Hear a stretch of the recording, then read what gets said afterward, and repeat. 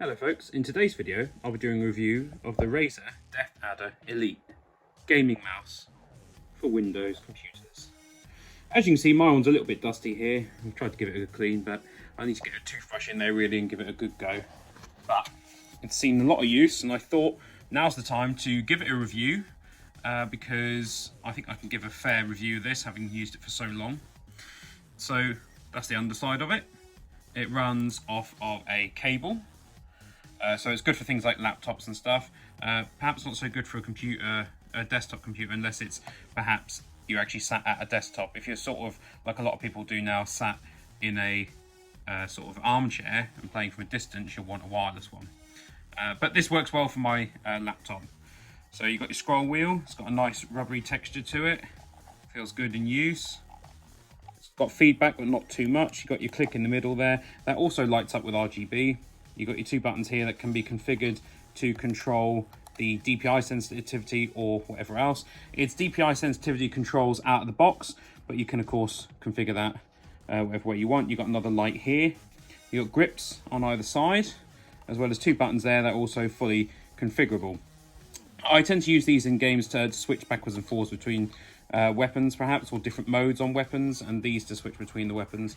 And I just leave these as DPI sensors, because in some of the older games, for example, it can be very sensitive using the mouse at a really high frame rate, so you might want to turn it down for that. So that's the mouse itself. It's comfortable in the hand. If you've got slightly bigger hands, if you've got very small hands, you might want a different one, but this one's pretty comfortable in the hand. Your thumb sits nicely there. You can sort of, I would prefer if the buttons were perhaps slightly further forwards, but you can quite easily switch between those two, or you can rock between your joint on that one and the front of your thumb on that one. And then your fingers sit nicely on here. So ergonomics wise and looks wise, I think it's a good mouse. Some people might say it's a bit simple to look at, but I think overall it's a pretty decent looking mouse. The only thing I would say is it does pick up fingerprints because it's quite shiny in that. So you might want to disconnect it occasionally, get a toothbrush in there and give it a good clean. These little grips can come off for cleaning, but I don't find they get too bad. So next we'll have a look at the software that runs this device and the kind of configurability and whatnot that you can expect. Okay, so this is the Razer Synapse software. So as you can tell, you've got different modes here. For example, if you click Hyper Shift, it means that when you hold down one of the buttons, you can actually change what one button does. I don't use that personally, but on here, as you can see, you can change your buttons and what they do and whatnot. So you have mouse button 5, so you can configure them to do different things. Performance-wise, you can of course increase it to right up to like 16,000, which would be kind of uncomfortable to use. You can change the number of sensitivity stages right up to 5. You can change what they're at, and of course the polling frequency. The only reason to change the polling frequency is if you've got a particularly weak CPU that can't keep up with it. You can change the lighting effects. I leave it on spectrum cycling.